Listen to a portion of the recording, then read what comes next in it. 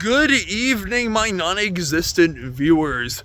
This is, I'm reviewing 28 years later tonight. I'm doing it outside because yesterday was a summer solstice, and it's a beautiful evening. I figured, okay, I could throw my laundry in the washing machine. I just, got home from seeing the movie with my girlfriend, and I got home, threw my laundry into the washing machine. Then I just threw it into the dryer. So I'm like, okay, well, it's gonna be in the dryer. I could just walk to the store and film my review 28 years later, which is the long-awaited sequel to 28 Days Later and 28 Weeks Later. And this is one of the most anticipated movies of the year. And I gotta say, guys, believe the hype that this film receives. I've only seen the first act of 28 Days Later, the first 15-20 minutes of it, I want to say, and I still haven't seen 28 Weeks Later. But yeah, this film, it's like a legacy sequel, so you don't need to see its predecessors to really know what's going on. So again, zombies have taken over Britain, and Britain's under severe quarantine from the rest of the world now because of the rage virus. And it's his dad and his kid having to, they leave their isolated island community to go to the mainland for the kid's first kill, and a whole lot of crazy stuff goes down from there. Yeah, this film has a lot going for it. There's the cinematography is glorious. You feel like you're there. There's the performances were top notch. The action scenes, the zombie kills. There are some moments in this film that are extremely disturbing. These aren't your typical Walking Dead zombies. They actually run really fast, and there's they have somewhat intelligence.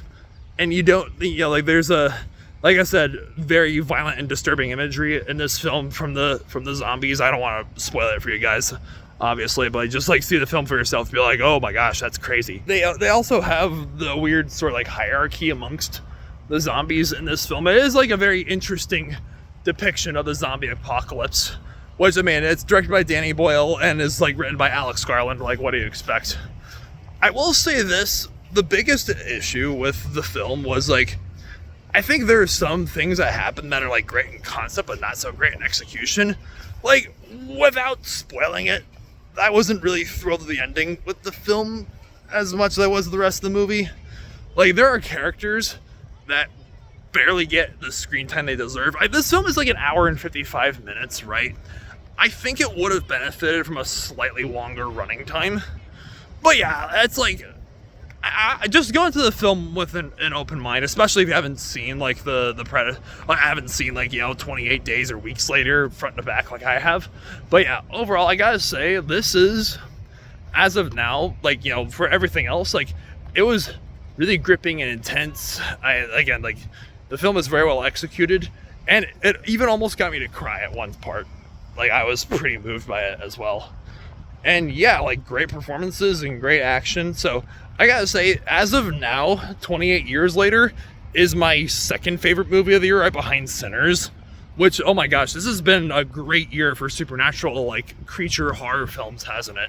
But yeah, I gotta give 28 years later an 8 out of 9 stars. It's an awesome. But yeah, have you seen 28 years later? What did you think about it? Let me know in the comments down below. Okay, guys, so I just got done watching the 21st and 22nd episodes of season 3 of the Teenage Mutant Ninja Turtles 2012 show, The Creeping Doom and The Fourfold Trap. I think what's cool about these episodes is they both really put Mikey's intelligence to the test. The Mikey messes everything up at the start of the episode with in Donnie's lab and spills some of the brain worm juice onto Donnie by mistake, which makes Donnie lose all of his intelligence and act like a total buffoon, right? So Mikey has to make the antidote for that poison, and he ends up succeeding using even a piece of pepperoni mixed in with the potion, the concoction that he makes in Donnie's lab, right? And it was so funny seeing that 180 from Donnie being the genius to being the bumbling doofus of the group. That episode was just really funny.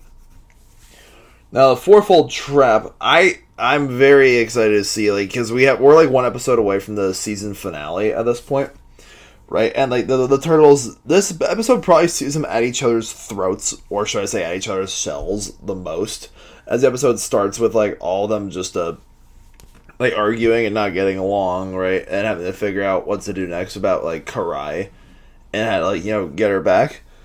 Because, she's the Shredder's daughter. Excuse me.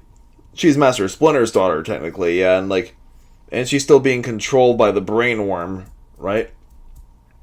And like she sets up holograms of like after capturing Donnie and Mikey, like when Leo and Raph and April have to go on a whole rescue trip, right, to get them back. They use holograms at first, then they're lured to a place with all of Shredder's mutants: Bebop, Rocksteady, Tiger Claw, Razor, Fish Face, and they're all just like coming at Turtles and April and Master Splinter, and it's just like the whole episode has very good action scenes, and I almost got nervous this would be like the last time we ever see Karai, because like Karai in her mutant snake form, she falls into the water and goes down the drain, and Shredder is like in so much agony because he tried to save her and it didn't work.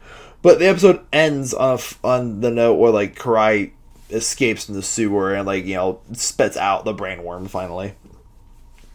Kind of like how the last episode sees Mikey tackle Donnie because Donnie realizes, hey, I'm smarter than you again. Mikey's not having it. But yeah, overall, 2 really great episodes. I think next week's episode is going to be July 1st, right? Yeah, July 1st is on a Tuesday this year. I think it's going to be a live streamed episode. Yeah, just like as a nice little way to kick off the, first day of July. And my next Schizo Rambling is either going to be a 4th of July Schizo Rambling, or it's going to be on July 7th, which I'll touch base on this more in next week's live stream and the Schizo Rambling, of course. But July 7th is my last day at the zoo. Yeah, I'm getting laid off from my job pretty soon, so that Schizo Ramble is going to be just, like, huge in depth, like, what my plans the rest of the year are going to look like. But yeah, I hope everyone's, summer is off to a good start. Thank you for watching this Turtle 2's episode, and have a good night. Stay beastly.